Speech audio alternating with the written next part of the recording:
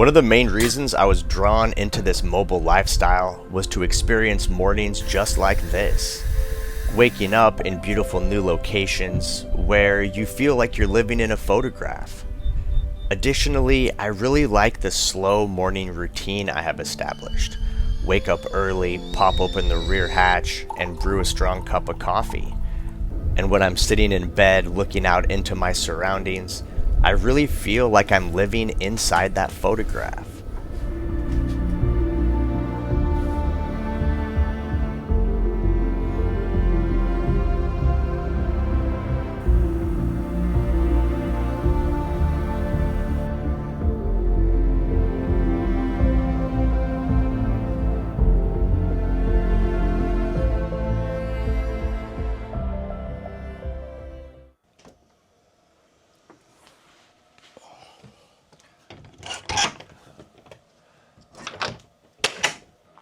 It's currently 8:49 a.m. Let's go ahead and take a look at the power station, see how we're doing. We're rocking with the Blue Eddy RV5 electrical system connected to 2000 watts on the roof. This system powers all the electronics in my home on wheels. And so here we can see the time is not correct. We just hit daylight savings time. I haven't adjusted it here on the display. But we're currently at 78% battery charge. I have 725 watts coming in, and we're currently using 162 watts. So as the sun comes up, that number, the input will grow. We'll get up over a little over 1,000 watts today probably. And so we'll have the battery fully charged in just a couple hours. Kind of take a look outside. The sun is coming up, giving me the juice. So I have a couple new additions to the box truck since leaving San Diego. I picked up my saw. I actually lent that to Ebike Van Life. He's had it for like the last, I don't know, 6 months, 9 months. I lent it to him to work on his build out, but now I took it back because I'm gonna need it to work on my cabinets and stuff when I get to Yuma. So I'm currently riding with this huge saw right in front of the doorway. And then also I have this extra parts box. These are all the things that I had to buy at O'Reilly's to fix up the rig. I have the old alternator. I need to return this to Napa, or return this to O'Reilly's and get my core return. And then I have the belt they sold me, which was the wrong size, and so I need to return that, and I got some extra fluids. So right now space is a little tight. We got some extra stuff rolling along with us. I'm gonna take this opportunity to clean out my French press, my coffee maker. Let's see, so when you're traveling on the road and you're running off of a tank of water is limited, so you try to be as conservative as possible, use as little water as possible. So I usually rinse out the French press a little bit, and then I go ahead and just kind of wipe it out with paper towels. And so that kind of helps me be conservative. Now I have a 55-gallon freshwater tank, so that lasts quite a bit. You actually get quite a bit of usage out of that 55 gallons. I like the French press. In the last rig I had the espresso machine, which was cool. It was pretty fancy. And you know, definitely the coffee experience out of the espresso machine was pretty nice. But what I really like about the French press is that I can make a huge pot all at once. That thing brews, I don't know, like 24 ounces or something. And then basically I get, you know, 2 or 3 cups of coffee all out of one brew. And then I can just kind of sip on that throughout the morning while I'm doing work.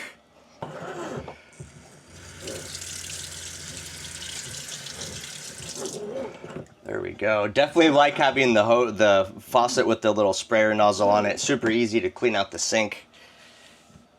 I like to keep a tidy home, so I'm always cleaning as I go throughout the day. After I make my coffee or make a meal, just clean it up right away. And so that helps the tiny home always look nice. And especially when you're living in a small space, things can get cluttered pretty quickly. So, you know, if I'm always just cleaning a little bit, then I don't have like this huge mountain of cleaning to do. And then the home feels nice and light and bright throughout the day. I'm a big fan. So I've had my morning coffee, the dishes are done, the tiny home is feeling clean. I'm happy about it. But what I want to do now is go for an e-bike ride, get a little morning exercise, and explore the town. I want to show you guys exactly where we're staying, what it looks like. There's a lot going on between the beach and then the town itself. It's just kind of a cool, kind of funky place. So let's go check it out on the e-bike and see what's happening. So let's hit it. Got the home on wheels all locked up. We're traveling today on the Hovsco, Hove Beta e-bike. So we'll begin the tour at the top of this little sand berm right here. And this is what separates the actual town of Bombay Beach. This is all the residences, the couple stores and restaurants and hotels that exist. They're all on this side of this big berm. And then on the opposite side, down here, this is basically the beach. And so down in this beach area, they have quite a bit of artwork, art exhibits. Now the whole story of Bombay Beach, I don't have all the specific facts, but basically it was a really thriving like vacation destination in the 50s and 60s. And there was fishing and, you know, not wakeboarding, but water skiing. And then basically the Salton Sea started to dry up. And so the water turned very salty, the fish died off, it got smelly, and everybody left. And so this whole little town that we're gonna drive through now is somewhat of a time capsule of the 50s and 60s. So when we look at these properties, just keep in mind, most of them are basically original structures from the 50s and 60s in various conditions of disrepair or restoration. And so throughout the beach area, there's a bunch of different art works that the local artists have set up. So here's one right here. It's a cool little like sun sculpture. And so they've oriented it so that when the sun goes down in the sky, the sun shines and you can look right through this piece right here and you can see the sun shining through. Very beautiful. And so we'll cruise around. You can see here I'm on a pretty hard packed road, easy to drive on. There's full-size RVs that drive down here, so you don't have to worry about getting stuck as long as you stay on the paths. There's a big pirate ship sculpture up there. Beautiful. I think these are called the Chocolate Mountains in the background. And so actually being down here on Bombay Beach, it reminds me a little bit of Burning Man. The ground is very similar. It reminds me of Playa Dust almost. It's not the same, but it's similar. So you have kind of a similar dusty desert vibe. And then also you have the artwork, right? Like Burning Man, of course it's much, much smaller scale. This is nowhere near the scale of Burning Man, but it's a similar vibe where you're kind of out in the desert. It's a little desolate.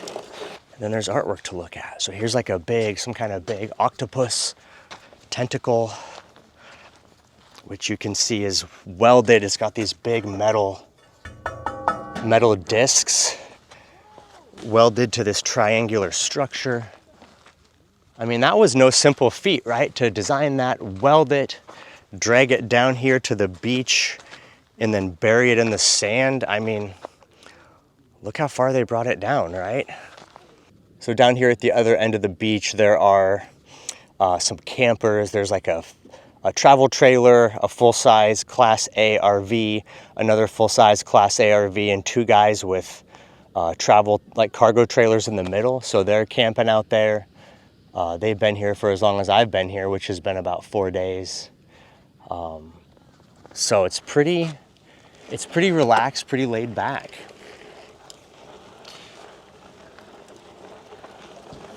So we're gonna cruise up over the hill here and show you guys what's going on in town. From what I can tell, there's not really any building codes or any type of requirements. You can just kind of do whatever you want. So basically the artists came and took over this town, bought the properties, and during the winter, it kind of turns into like this pop-up artsy community where there's concerts and different types of gatherings and events throughout the winter.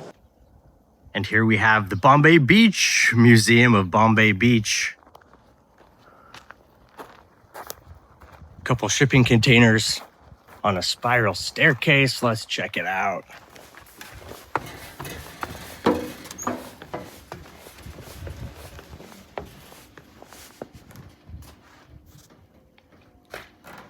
So this is a really cool spot because you get to see a full view of the beach. Some of the sculptures out there. Got some pyramids. There's those RVs.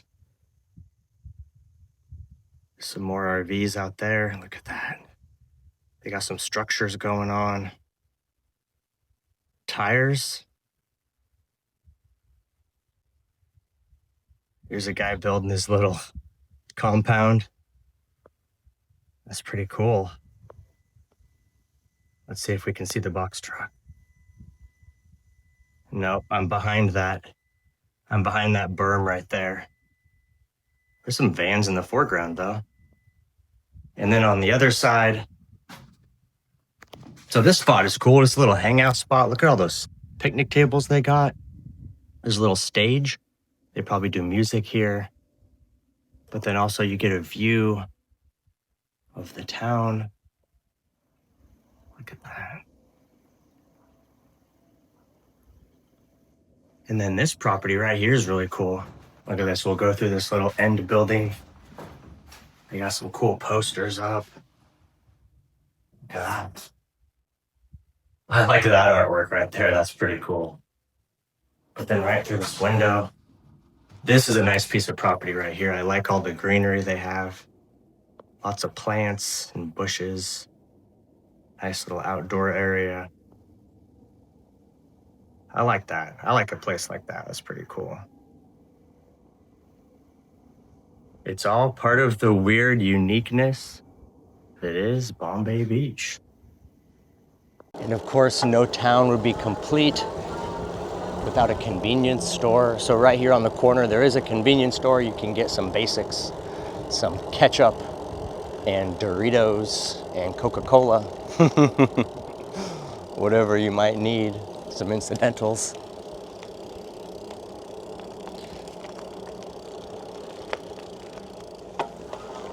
And they are open. Have a blessed day. And that's the end of the city. To our west here, it's just desert going into the mountains. Now up here, there is a there is a hotel. This is the Ski Inn.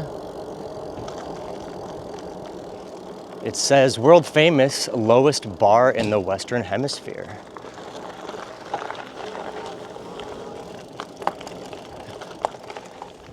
So this is probably the main spot you could try to stay or eat in the area.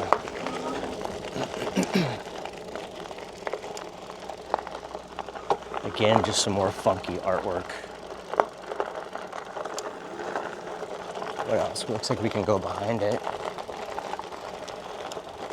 Kind of some nice vibes out here. It's a little jungly, I like it.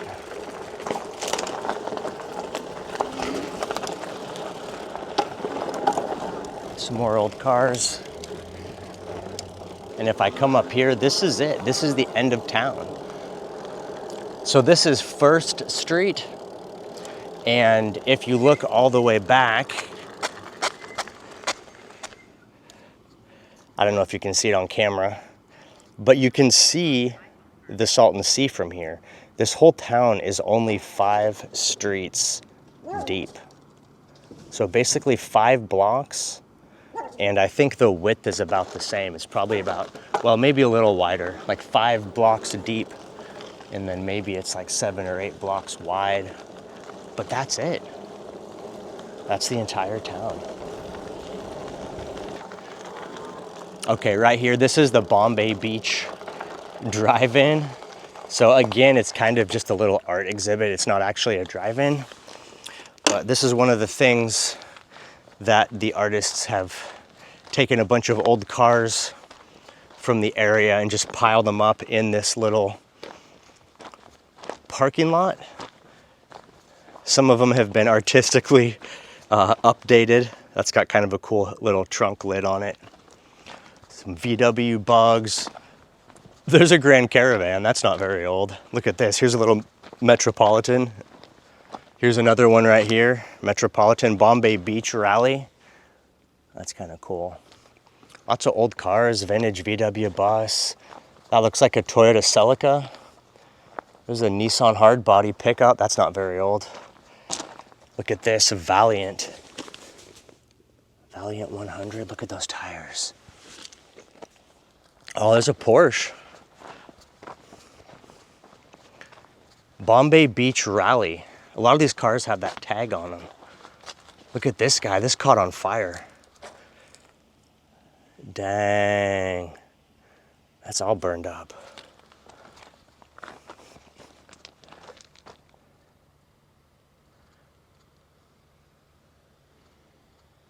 Look at this bread truck. Do you guys recognize that guy? Is that Steve McQueen? Kind of looks like Steve McQueen. All right, we're saying goodbye to the Bombay Beach Drive-In. Here's something called the Electric Lounge. So as a nomad, part of my personal mission is just exploring unique places, checking out the sights. Definitely a little bit of a post-apocalyptic vibe. Look at this place, absolutely gutted. It's definitely a cool spot for a photo shoot or a end of the world zombie movie.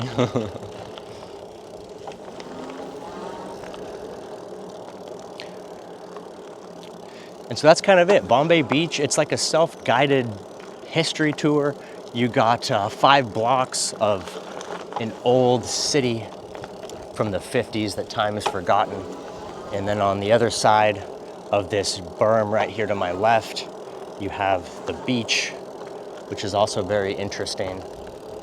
So I always enjoy coming through here. I came here for the first time last year, and it's just a good experience. It's definitely, you know, I'll be taking off in a few days. After about 4 or 5 days, you've kind of seen enough. But it's definitely a cool place to experience, especially if you've never been. I also want to say it's a super cool place to take an e-bike. It's definitely nice to tour the town on an e-bike, but additionally, riding on the beach is super nice. Because the sand is packed pretty heavily, you can totally navigate very easily on an e-bike. You can go pretty fast, and you know, there's some jumps and some ups and downs, and it's pretty cool terrain.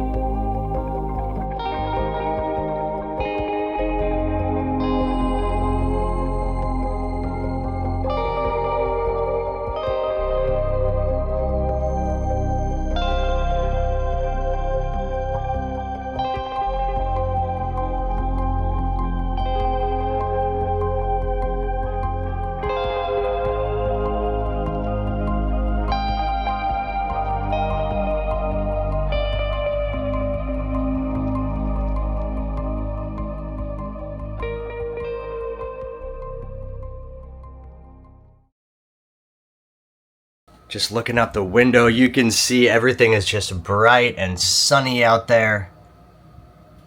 In the hot desert, the glass on the window is scorching. Take a peek out here. Sure is beautiful though. The heat really ain't so bad as long as you got air conditioning. So I got the mini split turned on. It's currently set for 75 degrees. It's cool, it's comfortable. Taking a look at the Blue Eddy power station, we got 100% battery charge. I got 554 watts coming in, 592 going out.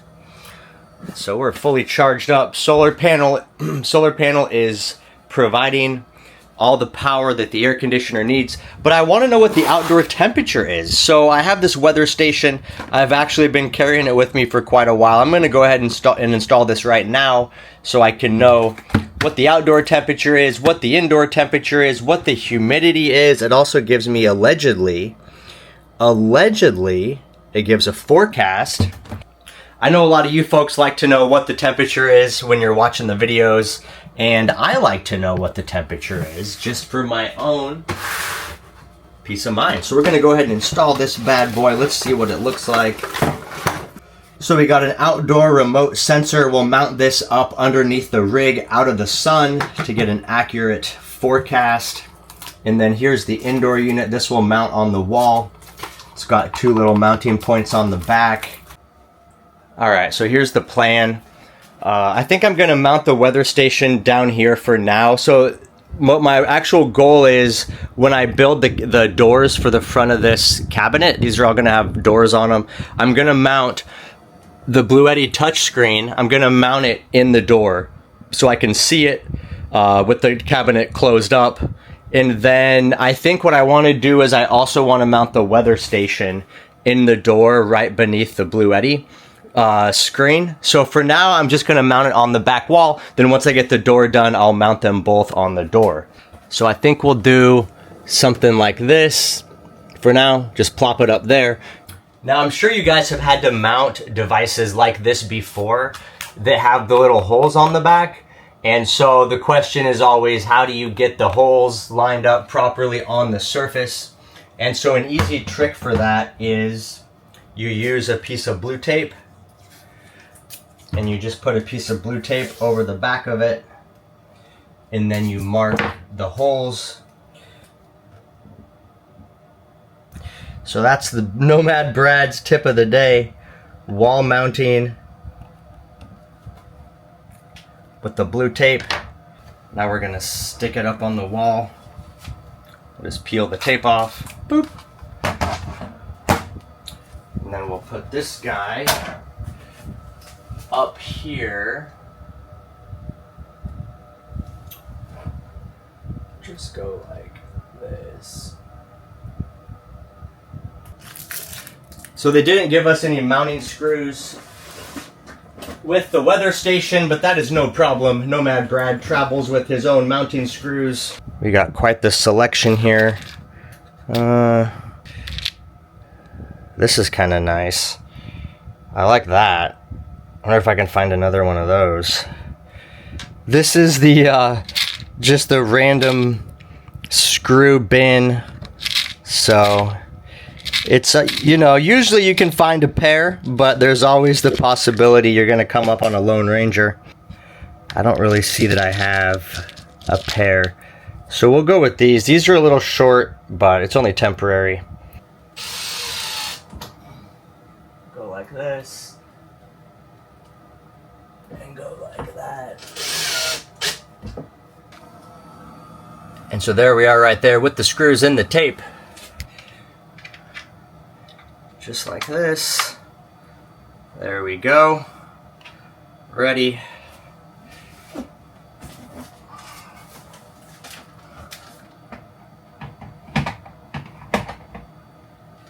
That looks really good. I'm happy with it. Of course, that's not its current location. Just for now, it's temporary, like so many things in our lives. But look at that. Nice bright color display. All kinds of cool info.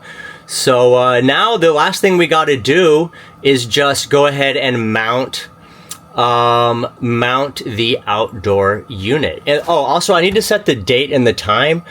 This has an atomic clock thing where it gets data from a local weather station. It says 12:14 p.m. Is the time correct? Let's see. Time is not correct. We know the date isn't correct, but the time's not correct. So it says in the instructions that it could take a while for that thing to sync up with the date and time. Anyway, let's go ahead and mount the outdoor unit, and then we'll be able to monitor temperature. But right now you can see it's a comfortable 76.6 degrees inside. So for the outdoor sensor, it has this little like hole at the top. I'm just gonna get some zip ties, and I'll find somewhere under the rig just to zip tie it down. That's exactly how I mounted the weather station in my last vehicle, and it lasted several years without any issues. So let's do it.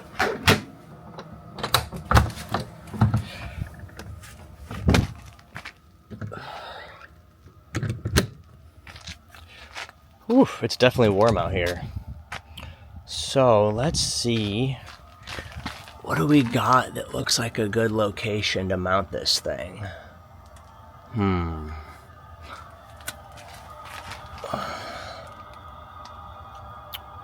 do do do do do do do do do do do do do.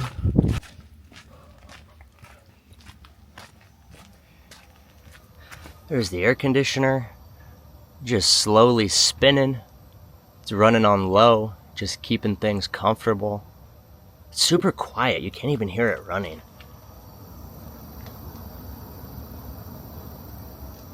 Super impressed with that unit. Let's see, what do we got down here?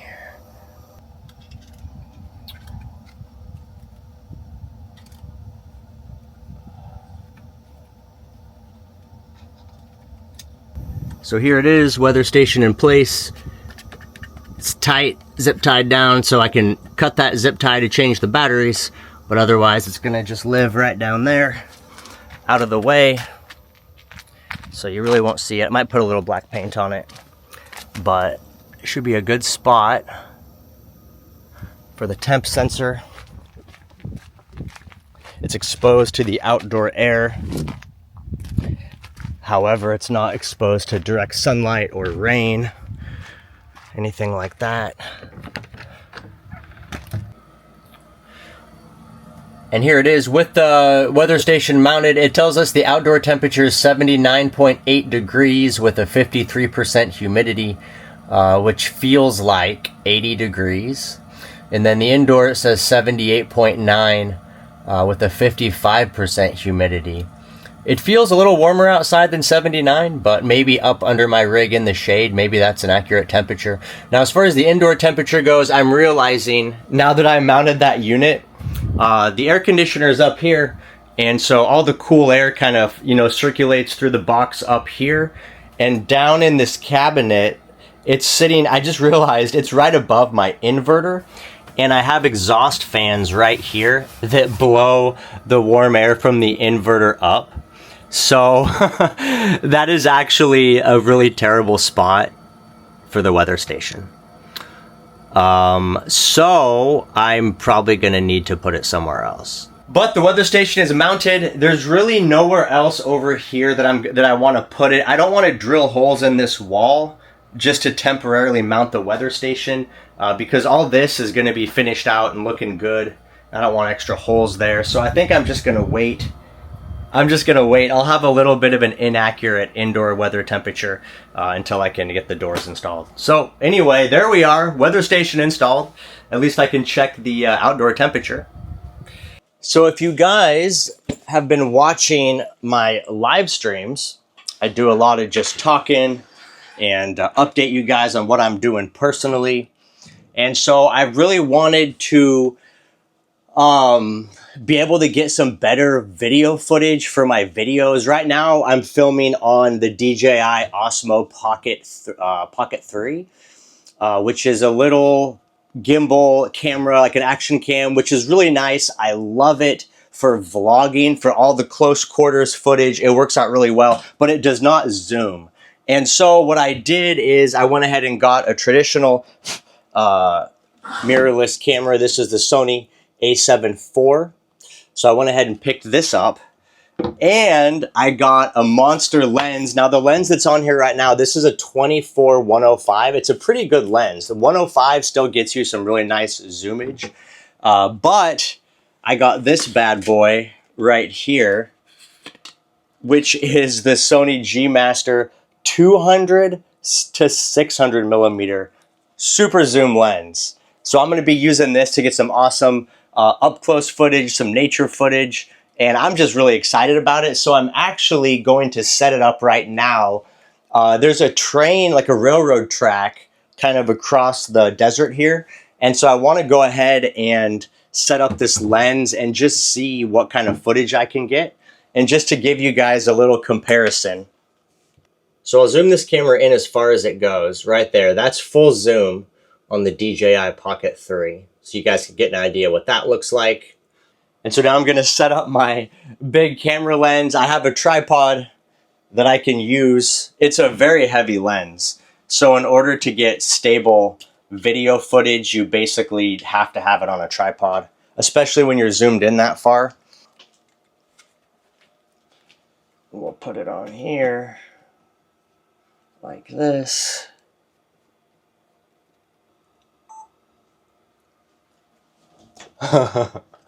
This thing is nuts. So you can't even see the train on the Pocket 3. I'll show you guys the in-camera footage here. Look at that. Look at the difference in zoom. That's pretty sweet. I'm excited about it. We'll set it up over here and see what we can see on the beach side of things. And so if I zoom in here on the Pocket 3 all the way out, that's max. That's all we can see from this camera. And this is looking in the exact same spot as what I'm looking at on the Pocket 3. So we can just kind of rotate it, do a little pan. And this, again, this is just the 200 mil. This is all the way out. Let's zoom in. Dang. So that's the full, that's 600. Look at that. You can't even see that Chevy Suburban. You can't even see that on my Pocket 3. We'll just pan over. There's a tent. Some of the art installations.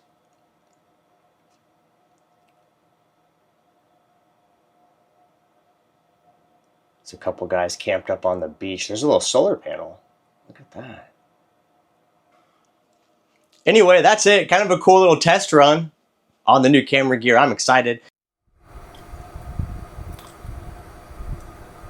And look at this, my friends. I'm sitting at my desk editing on my laptop and I saw some flames off in the distance. So I fired up this Sony a7 IV with the 200 to 600 lens, and look at this. From inside my box truck, we're getting footage of a fire spinner. Look at this. Off in the background, you can see the shining lights of the city across the Salton Sea. How cool is that?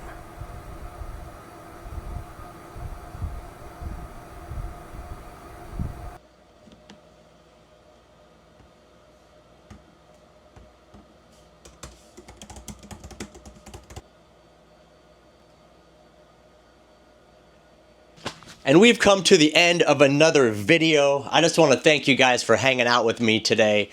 This was really a fun one. I really enjoyed the whole process, the filming, so much beautiful nature, awesome e-bike ride, playing with the new camera lens. This was a really good time. So I want to say thank you for watching. I hope you enjoyed it, and I'm looking forward to bringing more videos similar to this in the future, more nature shots, more sunsets. And I hope if you enjoyed it, you will consider joining me on the next one. They come out every Sunday. So that's it for me now. I gotta hop on the MacBook and edit this bad boy and make it all happen. So I'll catch you guys on the next one. This is Nomad Brad signing out. Peace.